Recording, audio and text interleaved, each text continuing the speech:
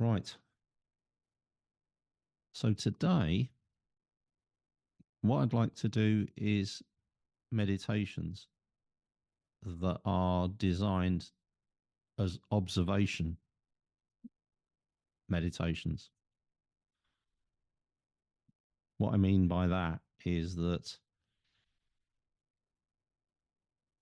if you forget about why we're meditating, if you look at each meditation from its most fundamental activity, that is observation. And generally, what we're observing is the experience of the present moment. Although, if we're observing the mind might be going through the past, for example. So we're observing the mind in the present moment going through the past. And this observation, this witnessing our experience, is fundamental to everything. So let's say we are counting the breaths. We're observing the mind counting the breaths, and we're observing the breaths. Let's say we are following the breath. We're observing the breath, and we're aware that we're aware of the breath. So this is where it gets a little bit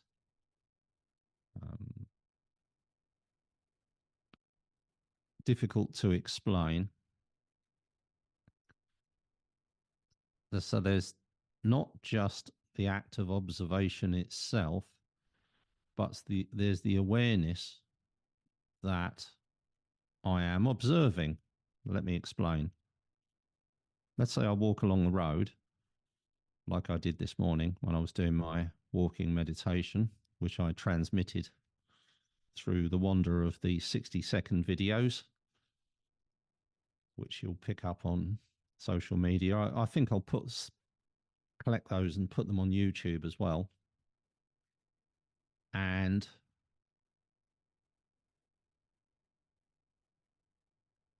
so as I'm walking along, I'm following the breath. So there I am. My mind might be wandering and there's things happening around me in the street. But so let's say I've chosen to notice the breath as I'm walking along. Then that's a wonderful thing. I'm aware of the breath, mind wanders, come back to the breath and repeat. And of course, what we're doing is we're training ourselves to notice that our mind's wandered so that we can choose whether that's what we want to do, whether we want to be in mind wandery place or we want to bring our attention to now, or we want to focus our minds on something else. That's the key to it all.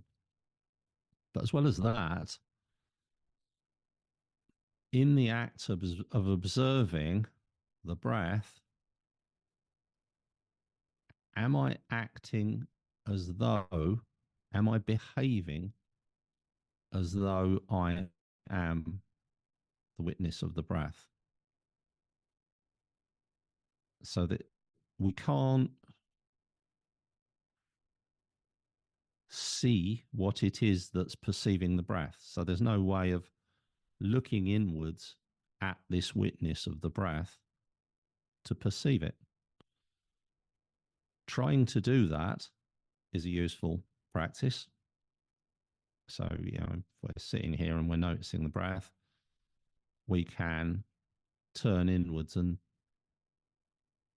have a little explore, a little attempt to discover the awareness.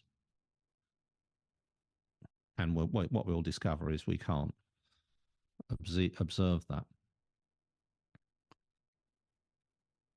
Now, the way that I like to explain this now is there's such a thing as augmented reality. And what augmented reality does, let's say you've got an iPhone. Let's say you've got an iPhone and you download an app called AR Dragon. right? And you tap to play it, and you get to choose your dragon. So in the when you first open the app, you can look around you and you can look for your dragon, and then you can summon your dragon, and you can do that just by pressing a button.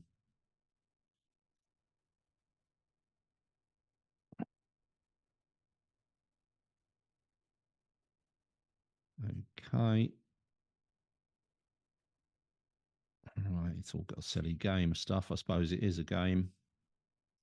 There we go. And so what I have to do is I have to look around to see if I can see the dragon. Ah, there we go. And the dragon is up there, like so. Right.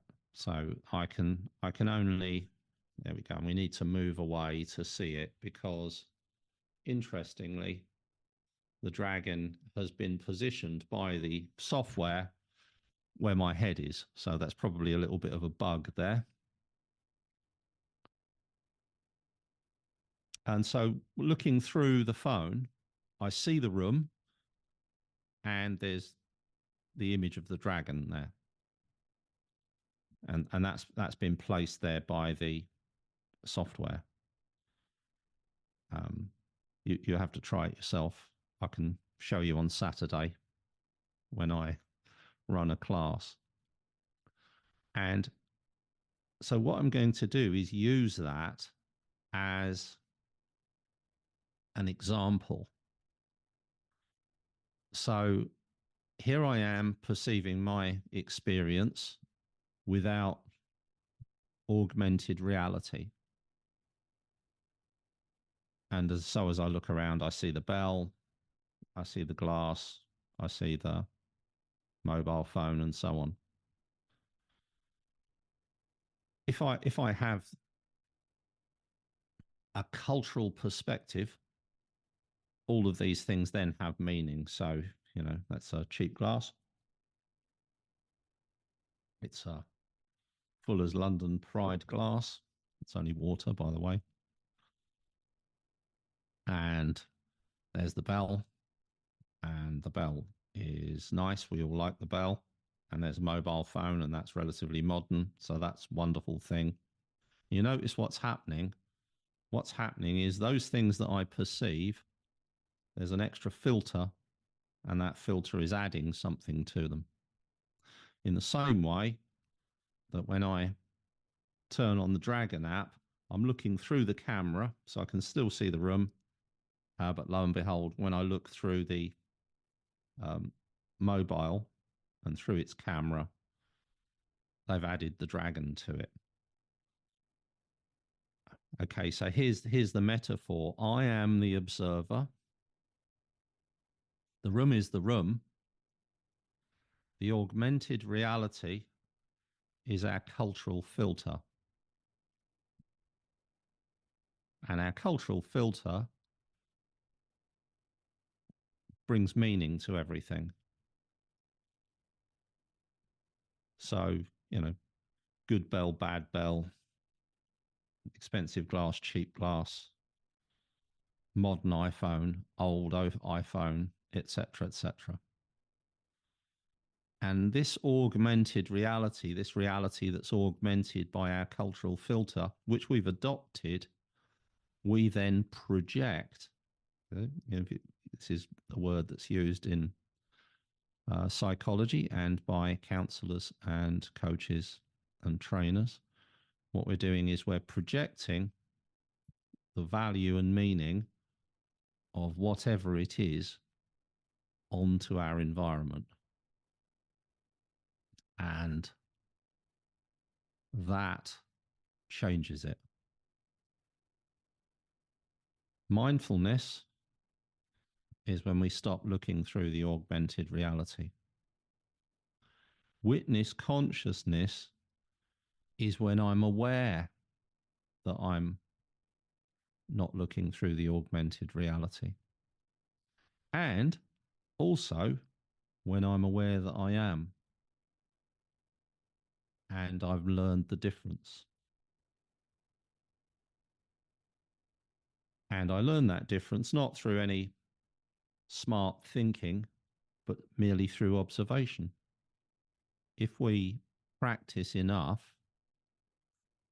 we witness our experience, we look around us, we become increasingly more sensitive to an emotional response that we have to anything, doesn't matter what it is. So this is the thing. I think I mentioned this on Thursday and Saturday. It to somebody. It was either the group or to somebody in the class that meditation doesn't confer an immunity to perceiving our experience coloured by our culture and value system and so on. What it does is it creates a threshold of sensitivity so that when we notice there's an intense emotional or cognitive response to something, so we experience something and there's an emotion, we notice that. And the emotion is the result of the good, bad, right, wrong, fair, unfair, old, new, valuable, not valuable, etc., etc. And this whole process is done through a process of observation. And then we're closer not just to mindfulness, but we're closer to living life with the awareness of the difference between mindfulness and the experience with our cultural filter on and with our personal like, dislike, good, bad, fair, unfair. And this is really, I think, what they're trying to say when they say that if there's a definition of mindfulness, which is that it's noticing our present moment experience without judgment. But I don't think they do a very good job of explaining that because one word doesn't do it. And I'm hoping that this particular explanation and these meditations will help. So, this is one of the reasons the bell works. No cultural filter. If instead of this sort of bell, I had used a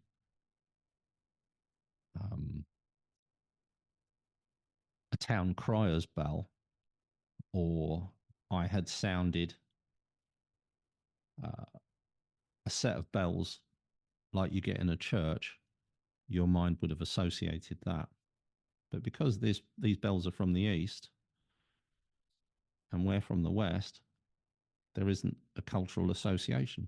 So what happens is we look through the filter, the cultural filter, and we just notice this sound. And we notice it's moving through time. And we notice we're here.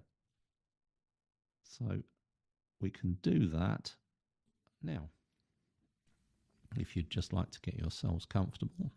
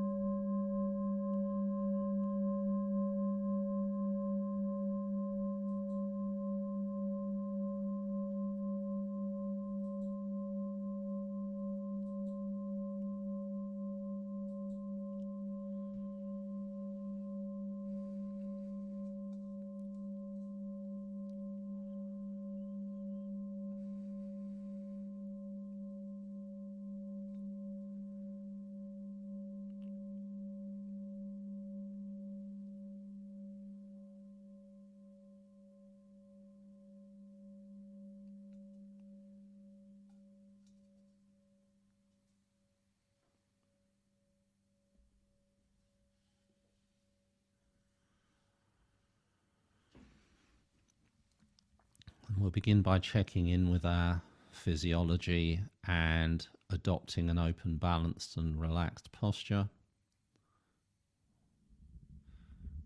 with the head balanced comfortably on top of the spine and the elbows by the side, pulling the shoulders down comfortably.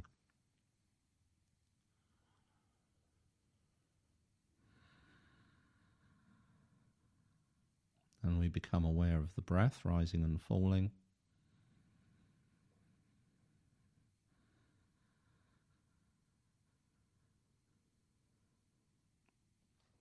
And we observe the breath moving through time.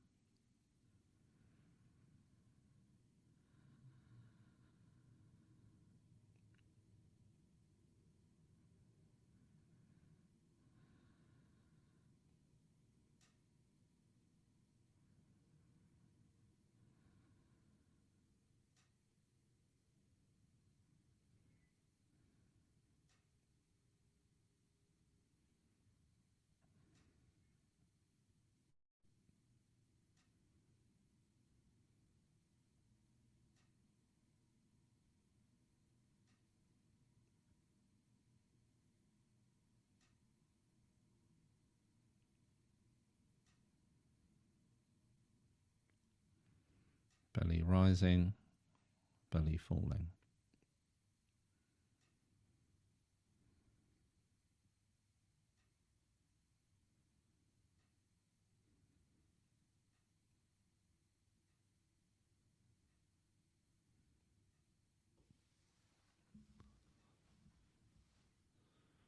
Any tension that arises,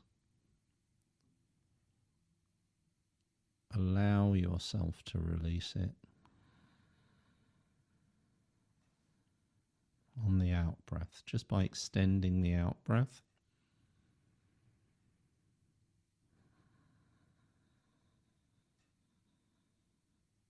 By making the out breath audible.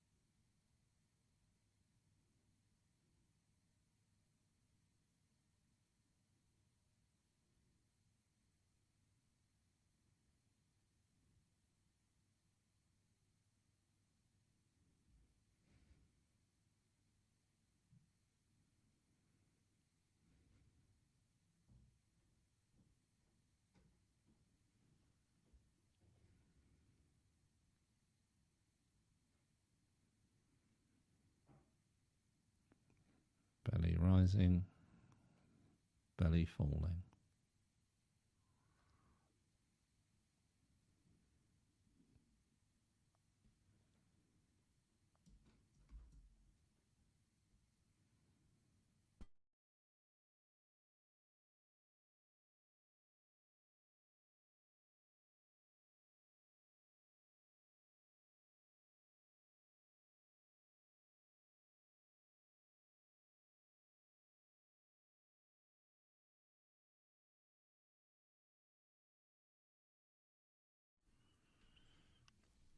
Okay. So what we're going to do now is a little exercise in observing the cultural filters.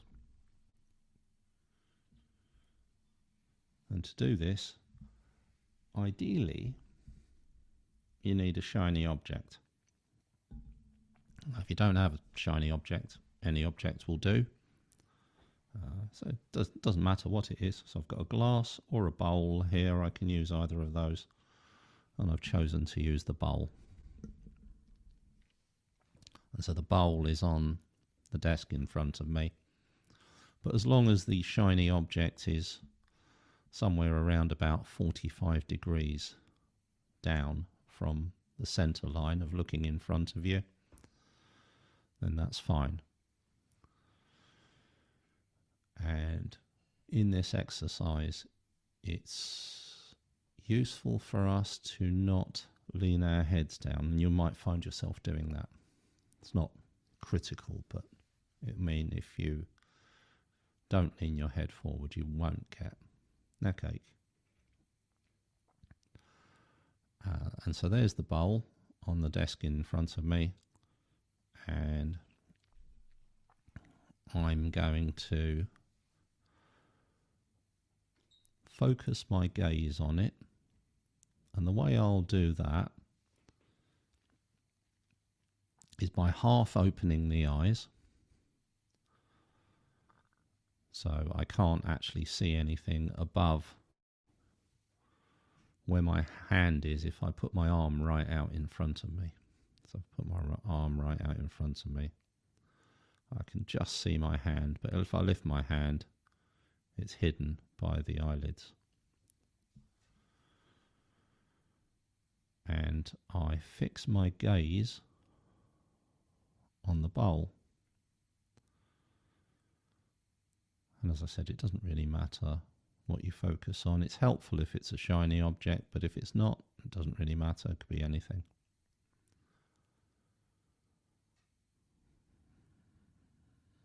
And I just leave my gaze on the bowl.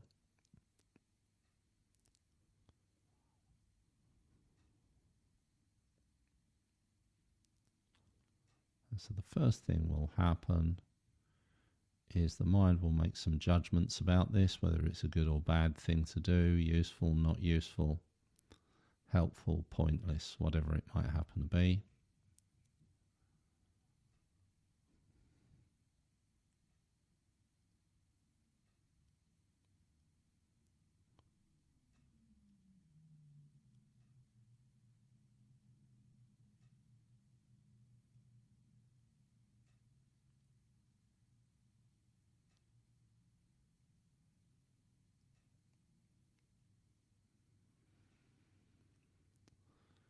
And what happens when we look at an object is its meaning arises in our mind initially. We might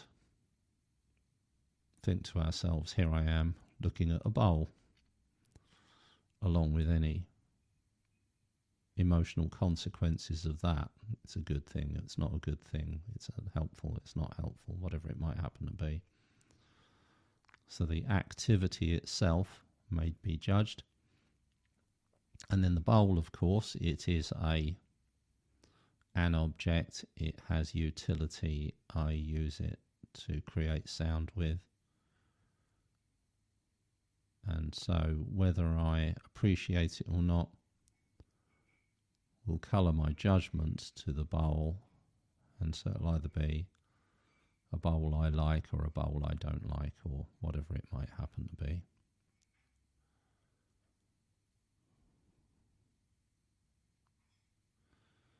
And so then some experiences with the bowl might arise, memories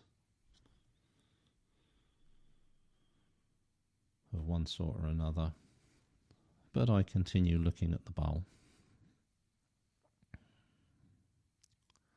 What I'm doing is what we call resting our gaze on the bowl.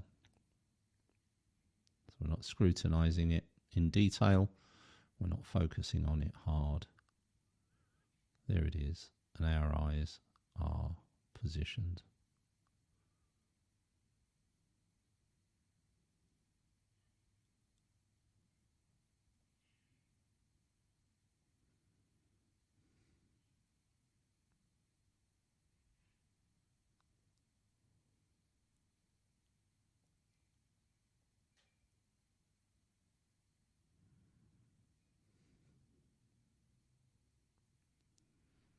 throughout all of this experience.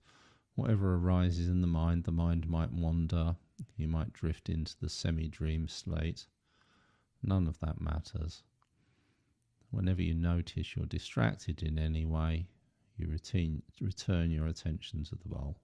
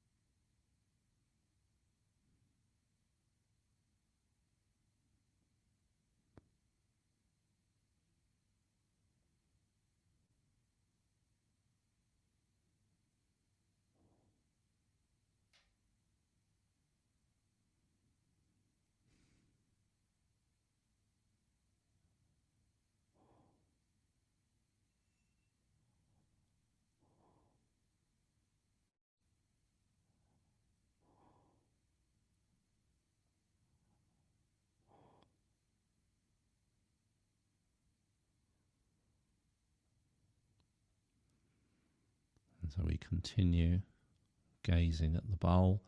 And what happens over time is that details in the bowl become more defined.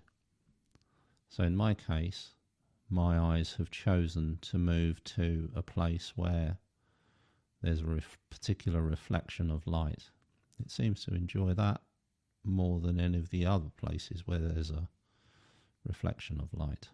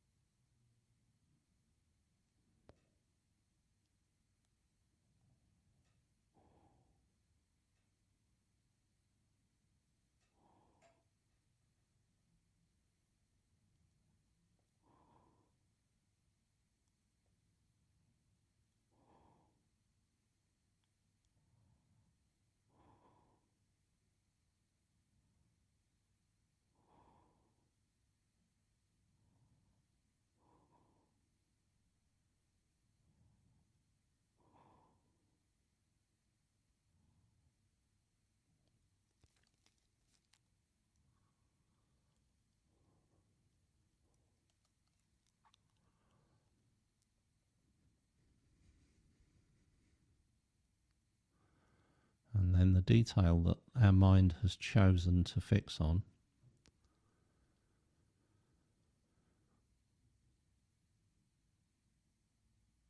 seems to separate itself from what it is we're perceiving. So although we're looking at the bowl, the mind has picked out that detail to the exclusion of anything else.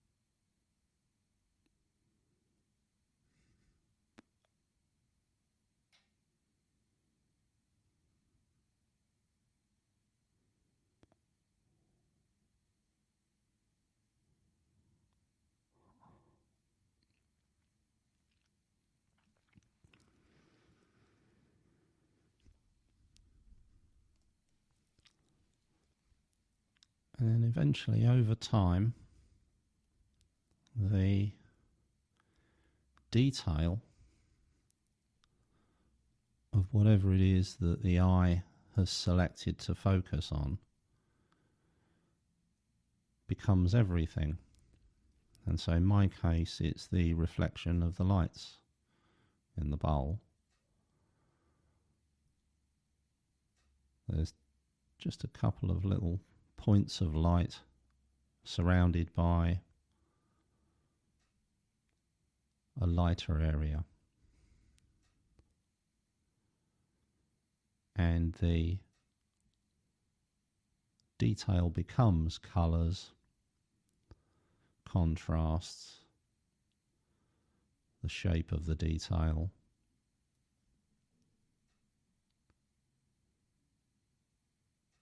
and the visual elements of it, any reflection, any bright areas, dark areas, shading, shade, light, dark.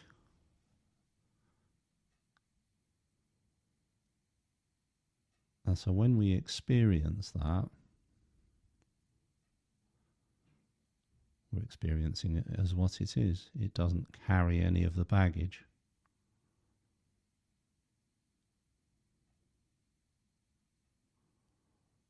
Of the bowl itself or the object that you've chosen.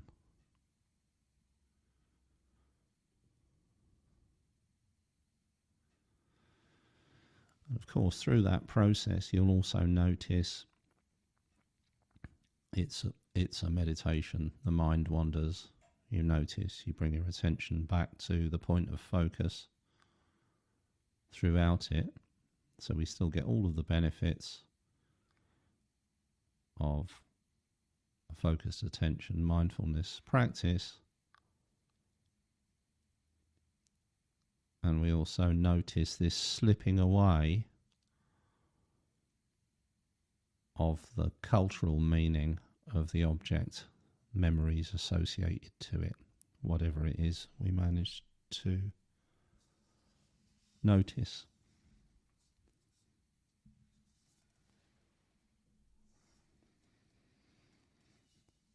And so gently returning your attention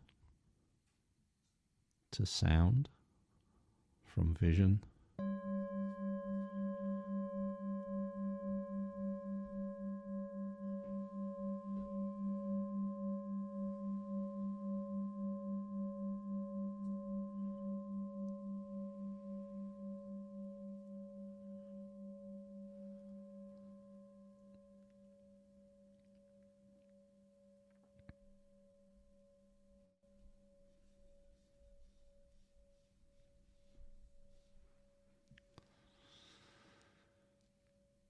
and returning your attention to your surroundings.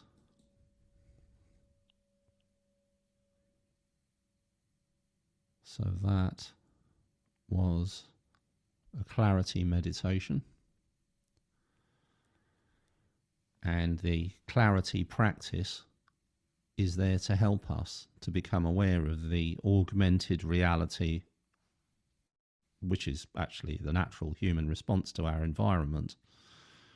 You know, our ancestors, good orange, bad orange, good mango, bad mango, ripe fruit, unripe fruit. But the application of these filters to everything, I'm confident, wouldn't have been so deeply embedded as in our culture and our lives. So it's very, very good to see through these, and this is the way that it's done. Okay, so that's it for tonight. The hunter-gatherer paradox is that we may as well have been plucked out of nature and deposited unceremoniously in the modern world. We have not evolved for the modern world. There are a lot of things that large parts of the population experience, which is a product of the natural environment, lactose intolerance being one of those things. If you are from certain ethnic groups, then you'll have lactose intolerance, and in other ethnic groups you won't, which is a product of how long your ancestors have been consuming cow's milk. Now, the thing is, when we hear about that, we think, oh, that's a little irrelevant thing, but this actually applies to everything. It applies to our physiology and our psychology. We're the product of our ancestors in a lot of ways. Now, the thing is about these traits, they're not fundamentals, but what it does prove is that we're shaped by living in nature. And our physiology is a consequence of living in nature. And that natural environment isn't the modern artificial environment. But it's not just about the environment, it's also about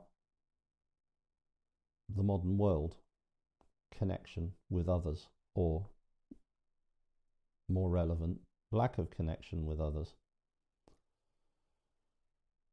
So if we look back at our hunter-gatherer friends, they have very distinct personalities and they are perceived in a certain way.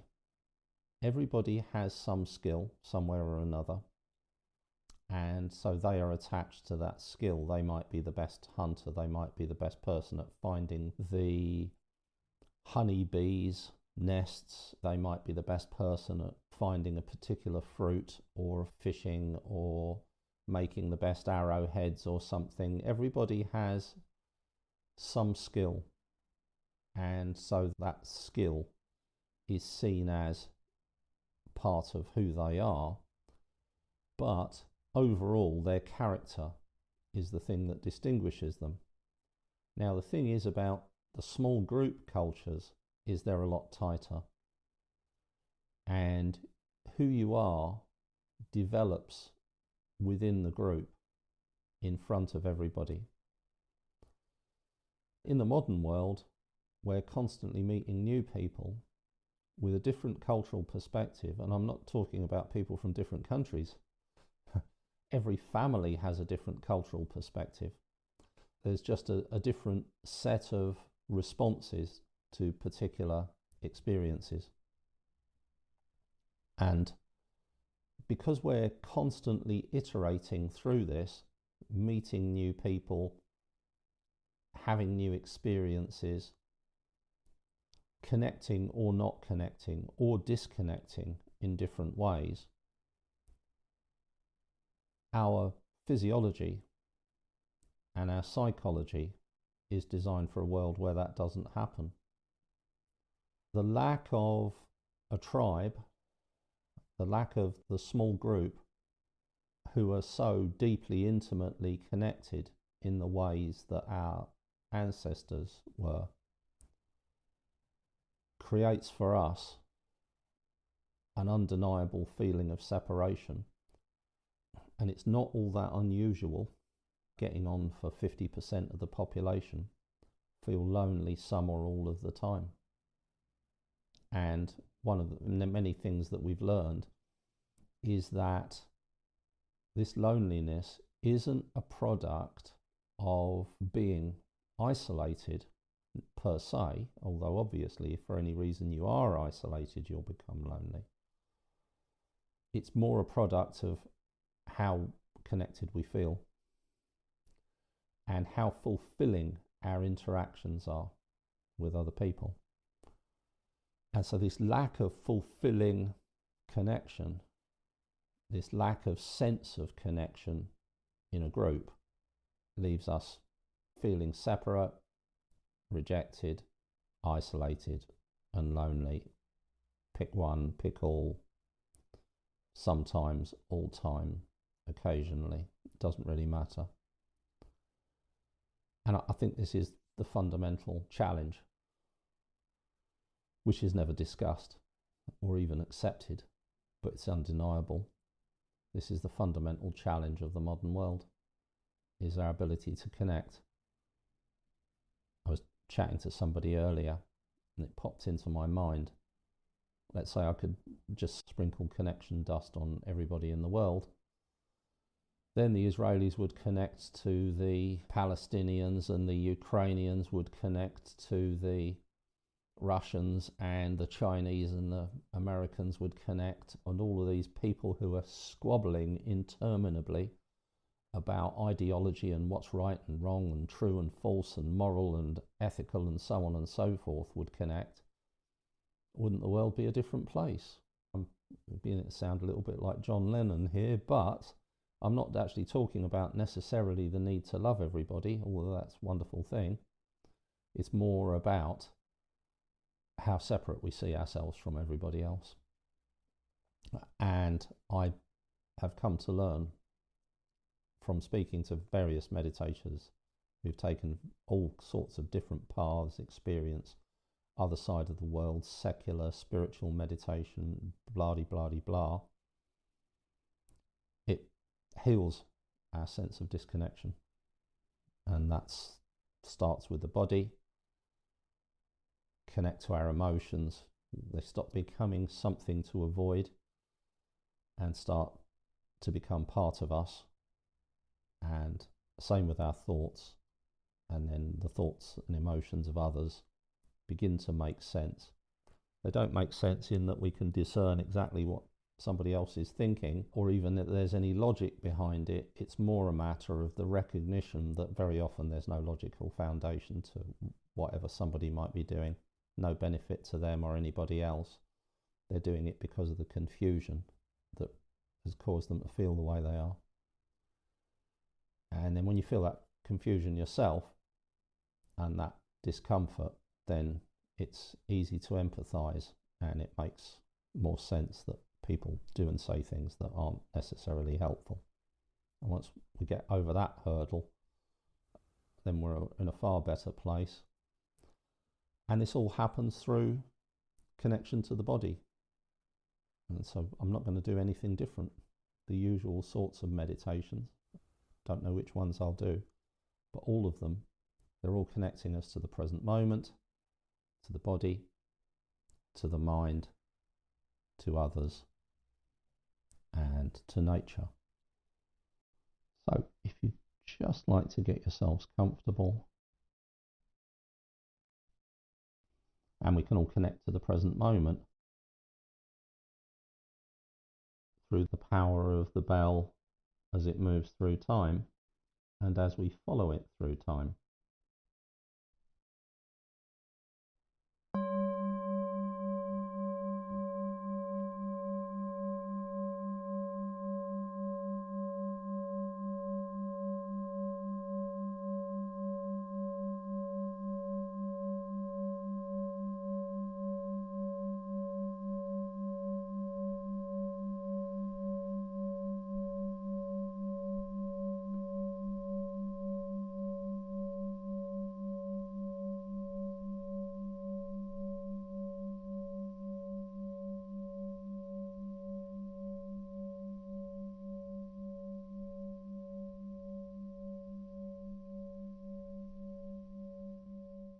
And we've all learned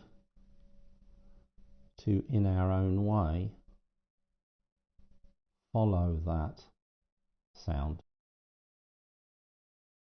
into the experience of becoming aware of the present moment, passing through time, either through sound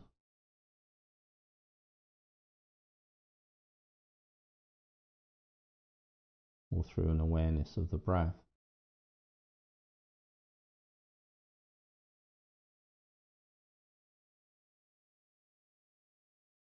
Or through the passage of thoughts in the mind, moving through time.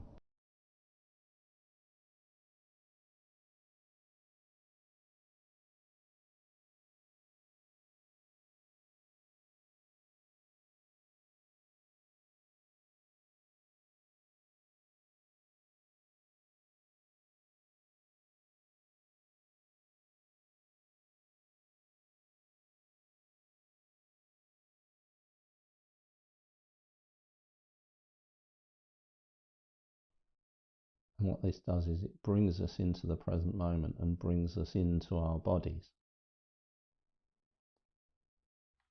This experience of being present, being within our body, in the modern world, we spend little time in our bodies and little or no time at the intersection of time and our location in space.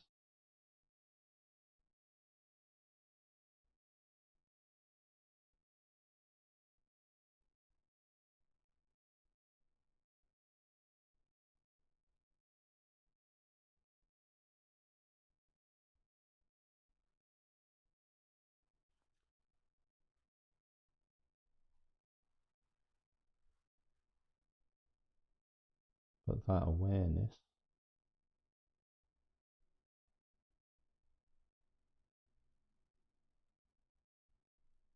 of time passing and that awareness of our physical presence,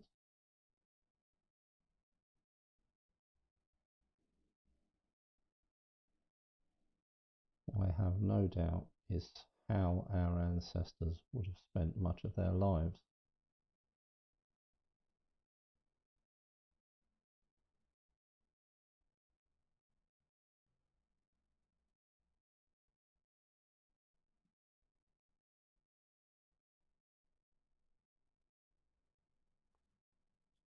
And the breath is central to this experience of now.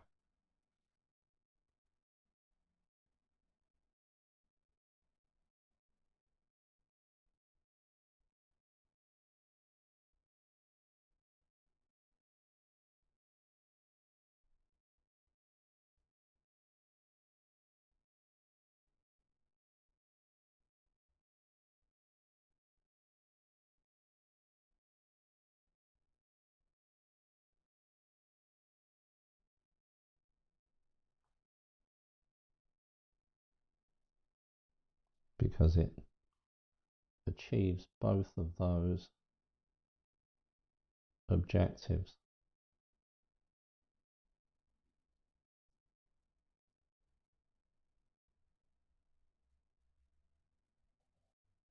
We become aware of the passage of time,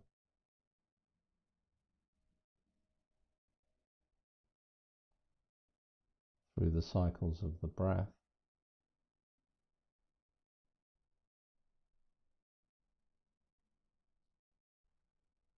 and it connects us to our physiology, to our bodies, to being right here, right now.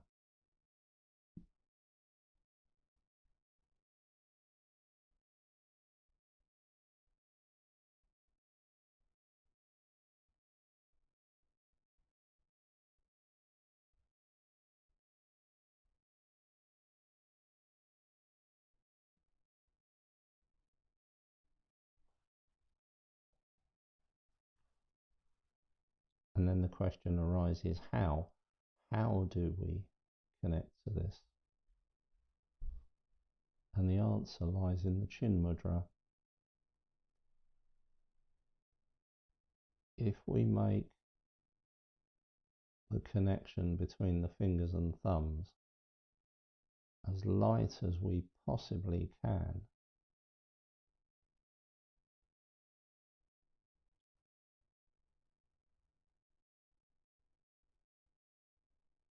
so light that it's as if the first finger and thumb isn't actually touching,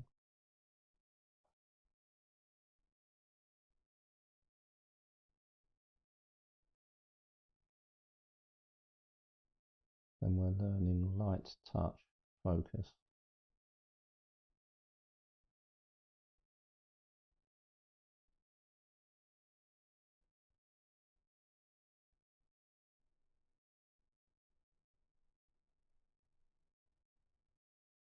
And that light, soft, gentle focus on the breath is how we witness its cycle.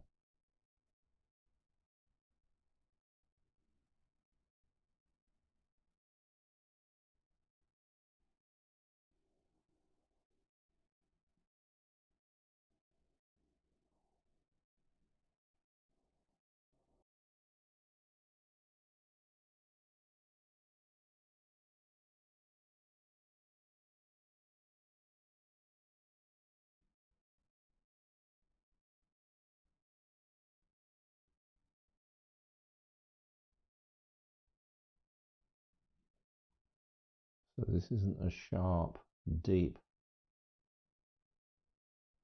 focused concentration.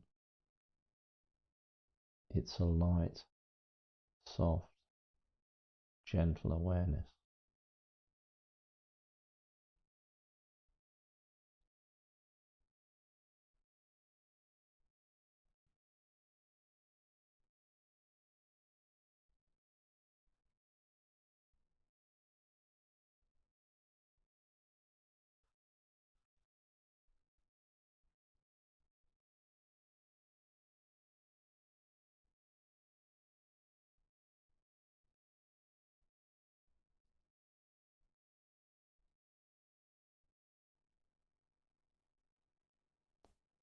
So where you're aware of the breath is up to you. You can notice the breath in the belly, sense the breath filling and emptying the chest. Notice the breath entering and leaving the nostrils. It's all totally up to you.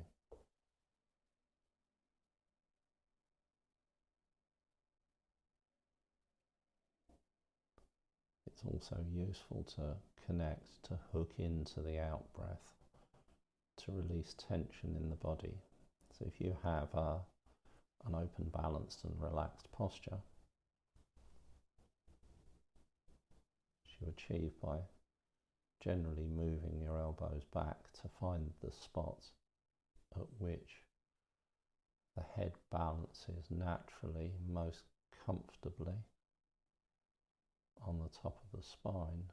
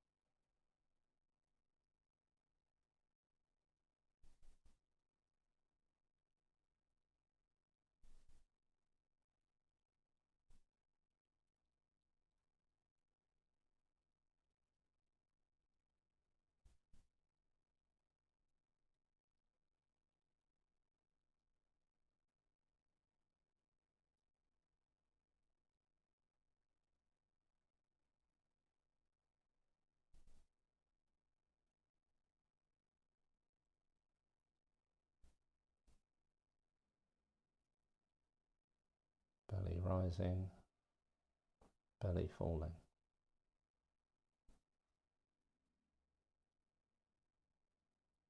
And it's fine for the mind to drift away from the experience of now, because we're training ourselves to notice that. So that's what repeats in a meditation. The mind wandering, we notice, bring our attention back. That moment of noticing is known as the moment of recognition. And we repeat it over and over again as we meditate. And incrementally over time, we then become more aware of our mind wandering. And then we can choose to return it back to our present moment experience.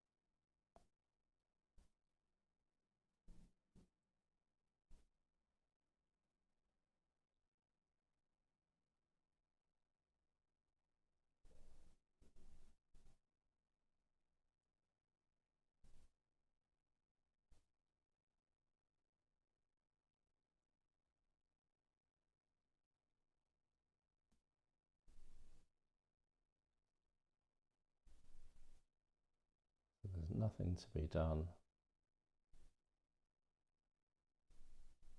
It's just a practice of witnessing, noticing the experience of the present moment, and noticing that we've stopped noticing it, and returning back to noticing it.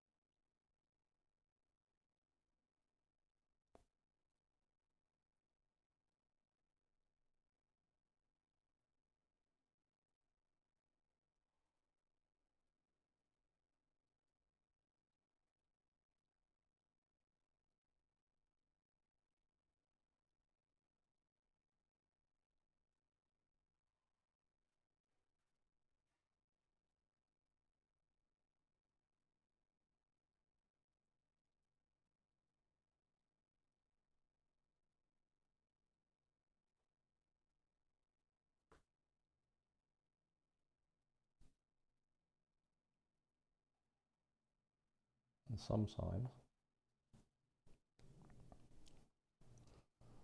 the mind wanders so much that we might prefer a practice to keep it engaged that still keeps us present. So we have the mantras, we have counting the breaths, we have noting thought when thought arises, and we can combine them.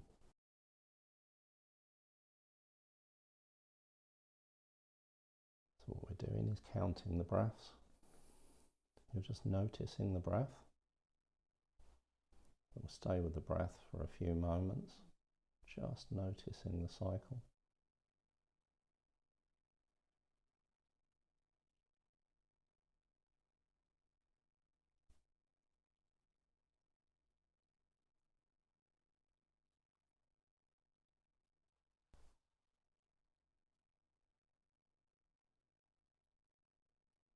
And then we count the breaths. 1 on the in-breath, 2 on the out-breaths,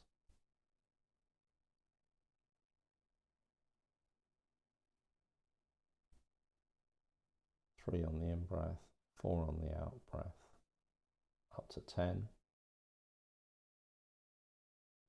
Reach 10, begin at 1.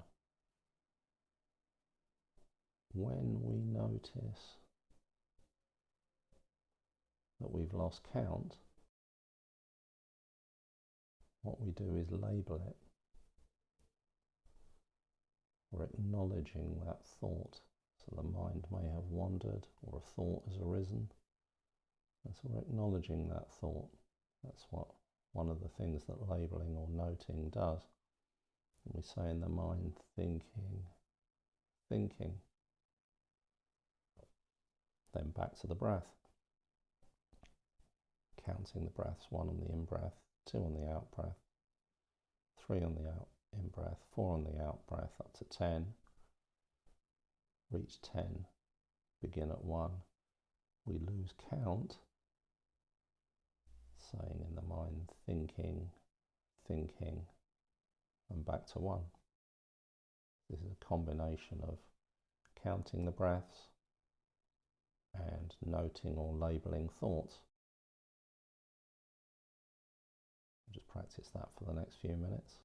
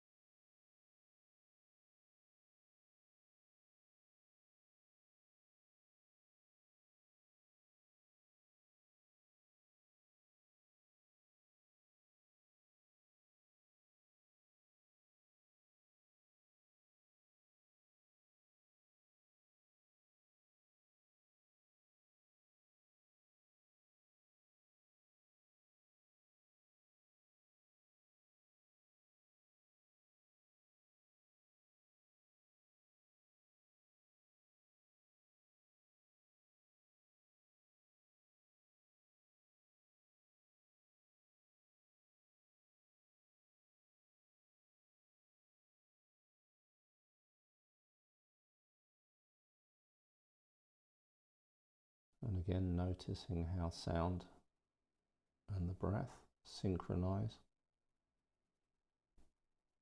all moving through time at the same speed.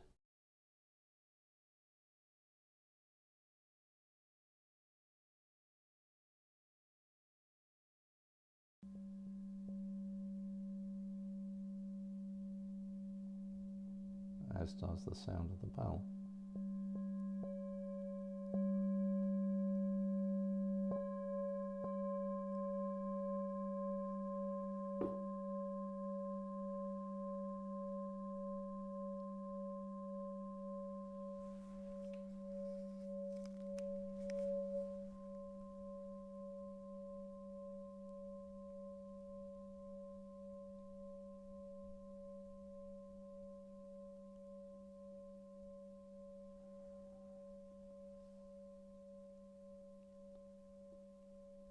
And whenever you're ready, gently return your attention to your surroundings. So that is an exercise in practicing how our genetic blueprint operates for us. We're slipping back into a state of being that is part of our genetic heritage. This is what happens when we go into nature. Presence, mindfulness, experience of the present moment.